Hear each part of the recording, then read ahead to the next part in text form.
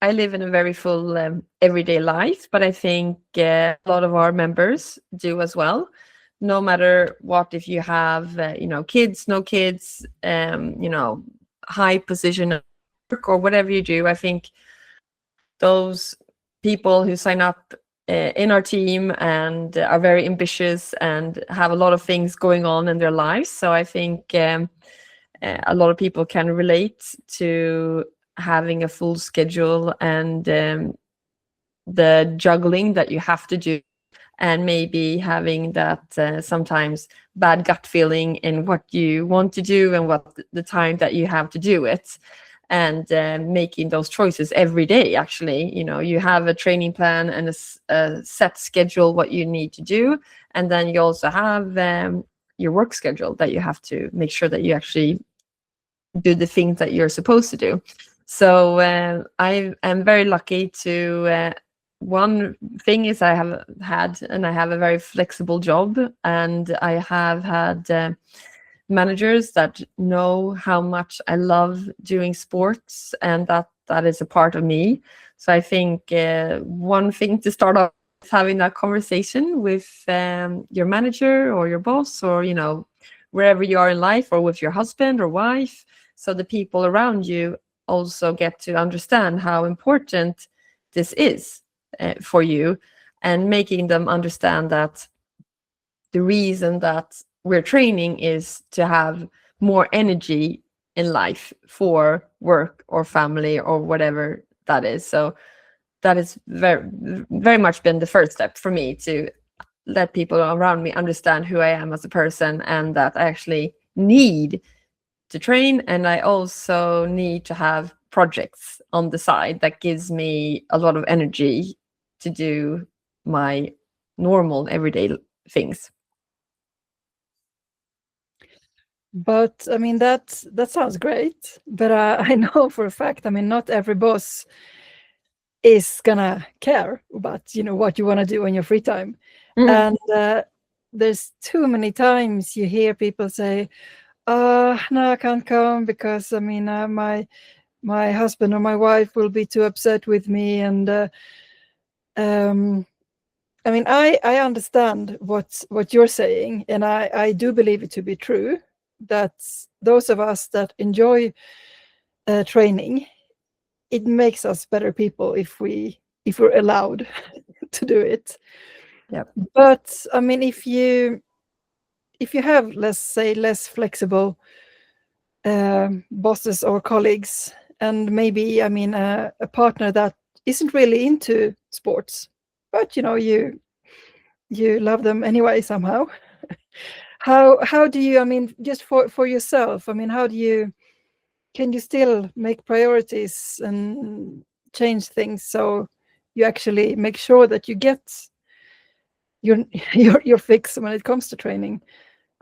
No, but what you're saying is very, very important. And I know that it's a few of us that are very lucky to be able to have flexible working hours, or being able to work from home a day a week and so on. And I have full respect for all of these people with really important jobs, where, they also have an important role in our society in different ways. And in those cases, it's extremely important to make sure to schedule your training. And when it comes to your partner or dear friends, and not having if they don't understand that this is an important thing in your life, I think it's important to really have these discussions, because if it's from the start, it's something that causes discussions or causes stress for you, because you know that your partner doesn't really approve of you being away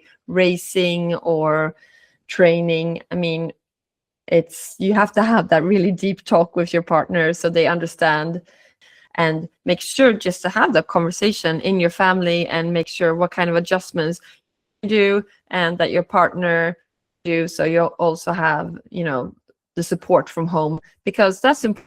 If you're out there and you're training and you're racing and you're putting a lot of your free time into your own athlete life, your active life, then you want to feel that support. You want to know that when I come back from this, I know I'll have that big hug and we're going to celebrate together. So that would be, ground rule, and finding time in your everyday life.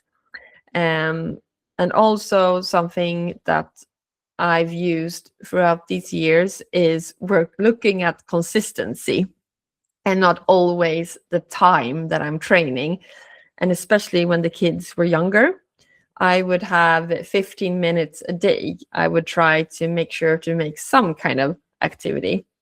And when they were very young, one of those training sessions would be actually just lifting one of my kids, using that as a kettlebell, or, using that as arm strength. And of course, looking at a professional training plan, maybe that doesn't look as it's enough of training, but for me, that has been working so well, because I keep on maintaining my training in some way. And I know that there will be days, or there will be possibilities when I can extend my training. I can be out for several hours. I know when it comes to endurance sports, we need to practice on being out there for many hours. We want to practice how does my legs feel after being running for 5 hours, 6 hours, 20 hours. How does my belly, my stomach react to this kind of energy? I need to practice that for a few hours, and so on. And sometimes you've set up a plan for that. And I know for myself, I've planned that so many times throughout the years. And all of a sudden, I have a family member, one of our kids, they become really ill. I have to pick them up from school or something like that. Or I just feel like, no, I can't be away from home. I don't want to be away from home. I want to be right here, right now. This is where I'm needed. And being kind to yourself and making those adjustments that, okay, look at the hours you do throughout a whole year or throughout 6 months. Those are the hours that are important, not what you did exactly this weekend. It's okay to make that adjustment and put in several hours another day, or add it up into 3 days, for instance, shorter hours for several days. So being kind to yourself and working on consistency is key, I would say. Yeah, consistency, and to have the habit that I do something, maybe not every day, but almost every day. I mean, it's just part of your daily life.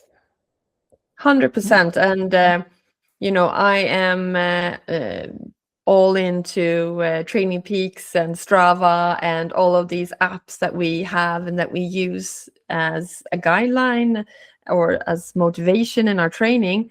But I think sometimes we might also be affected by it, feeling that, well, I cycle to work, it doesn't count as training. Or, I did a fast walk to in between meetings or whatever it is. It doesn't look as I've actually trained or been active, but it does count. So you can also try to add up like throughout a whole day. So, okay, maybe you only have 2 kilometers to work. Well, can you run there in the morning? Oh, but 2 kilometers isn't that long. No, but if you also run back home and you do that every day, going to work, I mean, all of a sudden you have several kilometers done without that taking so much time. So looking at transport options for training is another way of making that consistency and building up your body so it's ready for training those longer sessions or longer races as well. And even if it's not on Strava, it does count, right? Yes, 100%, 100%. When I've been preparing for bigger races, as one water race, I've also asked myself, what's realistic right now? And you can have that conversation with your coach as well, looking at, okay, prioritizing your time and prioritizing your schedule. You can also have some guidance in planning your training from what is realistic, because there's nothing that makes you feel so bad if you've set up a training plan and you maybe have that gut feeling that, oh, this could be very tight to manage, or you might have that feeling inside that, oh, this is not going to be achievable this week. Make sure to have that conversation with your coach, so you don't just say, yes, that's no problem, I can manage this. And I'm saying not manage because it's tough, because that's something else. We can talk about putting yourself in, pressuring yourself and doing really hard sessions. That is work that needs to be done. But I mean, looking at the week that it's tough time wise, make sure to have that conversation with your coach and be transparent in that and look at options, because that makes it more fun to follow a training plan rather than to feel that, okay, I did 3 of the actual sessions I was supposed to do. I might have 10 in my week, but I only did 3 properly. And so if you can look in advance, planning is key, and then things happen and you make adjustments. But one way of managing training, high level training, all of these hours, is trying to be one step ahead and look at the next week, look at everything that's happening that week and plan in your training. Make sure it's consistent. If it's 15 minutes or it's 3 hours, just make sure that you've actually planned it and put it in your schedule, because that's also one. If you plan a meeting, for some people it's more, it's easier to actually do the session than just to have it in on your day and trying to fit it in. I don't love going up at 5 a.m. and especially in Sweden this time of the year, it's so dark. But I know that if I've done it straight in the morning, there's not such a big risk that something's going to happen throughout the day, and I've done my training, it's done. And so I would highly recommend to make sure to get your training in the morning. And if you have the possibility, I think it's a great way to make sure that you've done it, and everything else that happens throughout the day is a bonus. But no, I mean, like we mentioned, I mean, you did 1 water race now. You've done it for 2 years. I mean, approximately how many hours do you put in a week, or did you put in a week?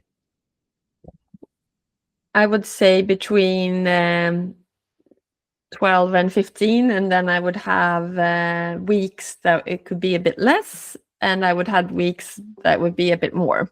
So around 12 to 15 hours per week.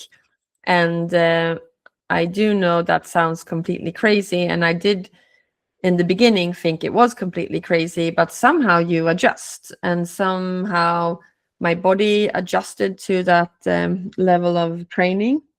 I've done that kind of amount of training when I was younger, and I was swimming on an elite level, but my body adjusted, my mind adjusted, and it was very, very cool to see, put yourself out there and do something completely that just felt completely out of place, and somehow also on paper that this is something that you can't do this time in your life with 3 kids and full-time job and other things happening around, that it's not the time and place to do a race like this. And sometimes I struggled with the feelings of, am I being very ego right now, putting up this goal for myself? How much is it going to affect my family?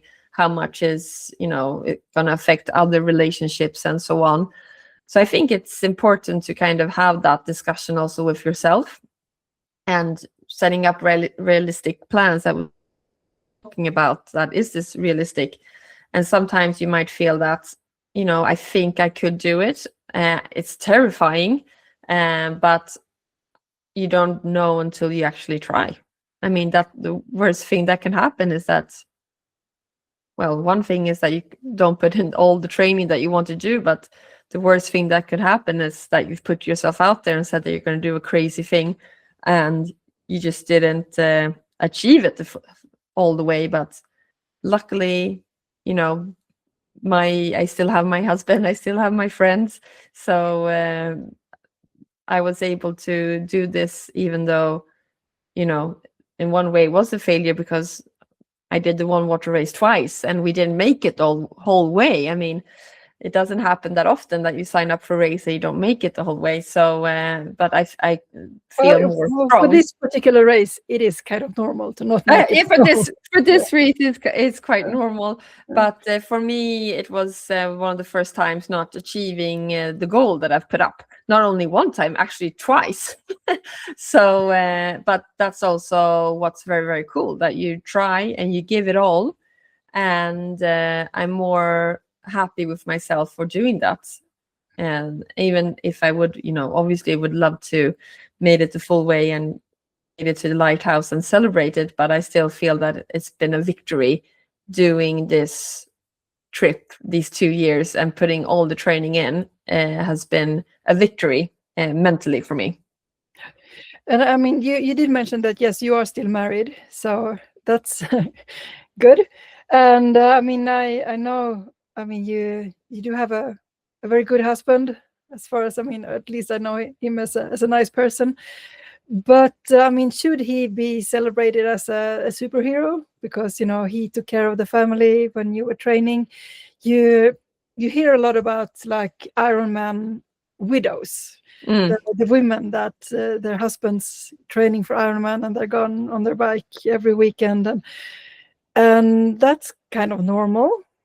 But when a mom wants to take time out from the family and do this, is that more of a big deal? I think so, and I think there's a lot of more pressure towards women, and that's what I said previously, that I did have a lot of negative emotions initially when I said yes to do the one water race the first time and also the second time, because I straight away felt really, really bad towards the family, and having those thoughts of, am I being egoistic right now? And am I putting myself first before the family? And actually, I didn't, because I did my training mostly when the kids were away or early mornings and so on. But I do feel that it's more difficult for women because society says that women should more often be with the family compared to men. And obviously my husband has taken a huge load at home, and he also loves to train, and luckily he doesn't love endurance sports. So he's been able to train throughout these 2 years as well. And luckily he hasn't he hasn't said that, no, you know what, tomorrow Saturday I want to go out and run for 3 hours. It's more been, okay, so what do you need to train tomorrow? Okay, you need 3 hours. Okay, so I'll go to the gym then for an hour after. So being transparent with each other and making sure that both partners are able to fit in what they want to do is definitely key. And I think it's important to find a way that works for every individual. And once again, don't compare yourself to other people. And, what you see on social media isn't always the true picture. So if you want to put in a lot of training and you want to put in difficult goals, do it. Just make sure that the training that you've planned in is realistic, as I said, when it comes to the time and management, not the level of the training, because it's good to put yourself out there and do really, really tough training sessions. So the realistic part is not, being afraid to do the hard work, but don't be afraid to put up these difficult goals, and remind yourself that consistency is key.